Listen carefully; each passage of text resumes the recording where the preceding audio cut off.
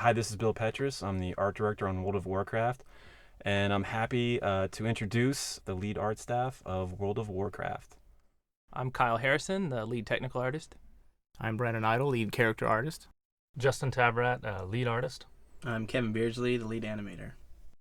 One of the biggest things that we did early on is we really had to look at the Warcraft look, and we really had to figure out, hey guys, what are we actually going to be doing in this project? We did a lot of experiments with different scales of exaggeration. We also had a different style for the textures. And we realized that it wasn't the Warcraft look. It was not there. And we had to modify that look. And what you see today is basically the blood, sweat, and tears of many years of work to try and get that style. And in some ways, we actually pushed the style. We really wanted to make our game feel like multiple artists just really lovingly rendered this game out. Everywhere from the animations to the modeling to the texturing to the lighting, the exaggerated scales of things, the animations filled with character. You can just tell by, strongly exaggerated poses and animations that, we drew from Frazetta and Disney, references that we drew from, really strong references. With the environmental work, some of the major influences obviously were like N.C. Wyeth, Howard Pyle, Dean Cornwell, some of the older American landscape artists. We really wanted to capture that atmosphere, that feel in our game where you go from one area to the other and you can feel the heat of the zone. It's interesting when you're working on a project like this, as complicated and as big it is, because you don't really see all the pieces come together at the same time.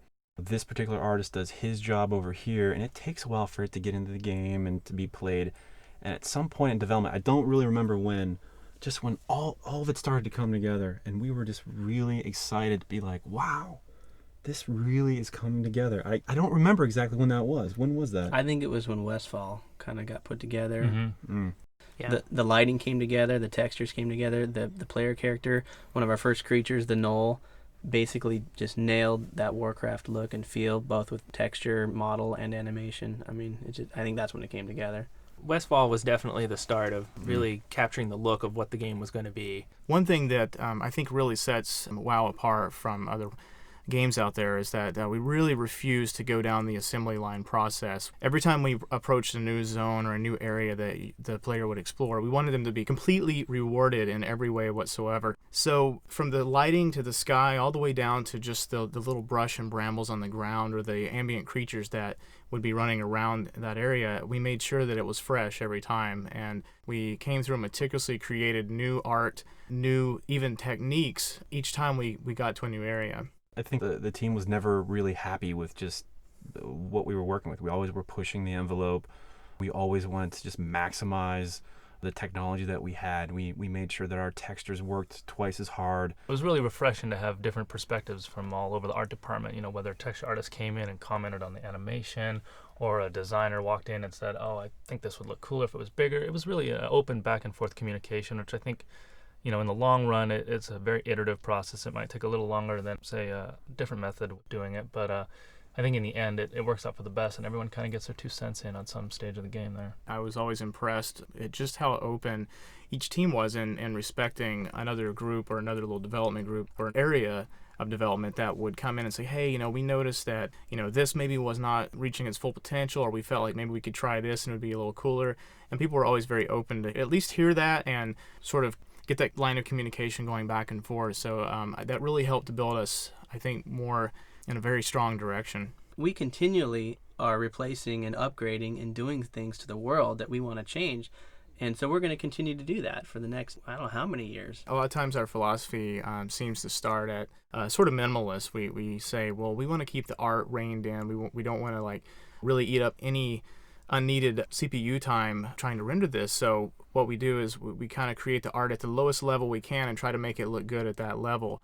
And then we find as a year or two goes by and hardware gets faster on computers, we can then come through and sort of finesse it a little bit, add a few of the things that we maybe skimped over to begin with, and we just make it that much better by kind of refining it.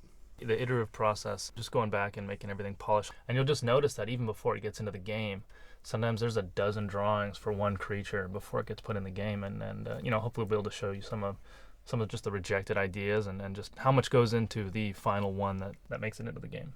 early on, the concepts that we were having, we were showing the artists that were modeling and texturing. We're like, the Warcraft style is super thick and exaggerated, just huge bulging biceps, everything pushed at the maximum.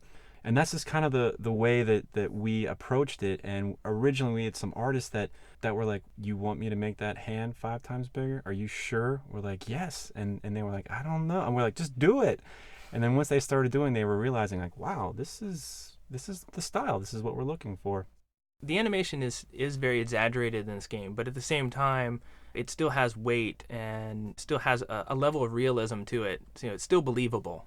I think one of the pivotal areas of our art is that it's not so much about detail. It's about form, it's about light, and it's about color. The artists pay more attention to the shape or form of an object or the texture of the surface and how the light plays off of that, and how they can get that across mood-wise with colors.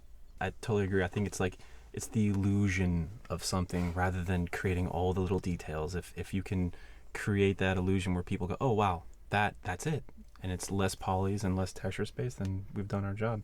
Yeah, so in addition, what is the Warcraft style? And we had to break open all the old books and manuals and look at it, and I can think of some of the Sammy, the art director, it's old sketches, or Chris Metzen's, and some of the definitive little pieces, like just the big boots. Like, everyone's got these size, like 16 shoes in the Warcraft world. The boots are bigger than their thighs and things like that, and just trying to carry it down into the role-playing game perspective, but still trying to maintain that overall look and feel, everything meshes together, everything flows. Yeah, even down to the user interface and the icons. I mean, everything just melds together. The icons in particular, we thousands of them. I think there are thousands of icons. Thousands of icons, and not only that, but each one is just so handcrafted. It's just so lovingly painted. It was so amusing just to sit and watch how meticulously they would paint these things and concentrate on the colors and the form, and they're just fun to look at. And that was really part of the design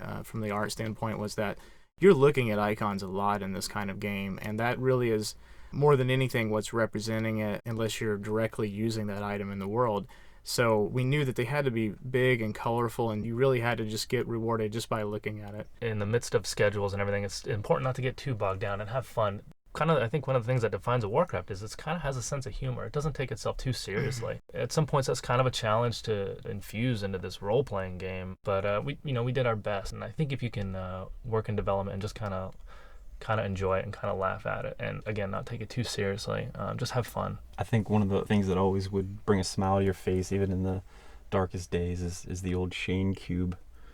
Whenever there's a model missing a texture or some error, we have a producer, Shane, who accidentally got his face stuck on a piece of art that represents anything that doesn't display properly in the game. So he's all over the place, actually. His face shows up in newspapers, articles, and cartoons and everything.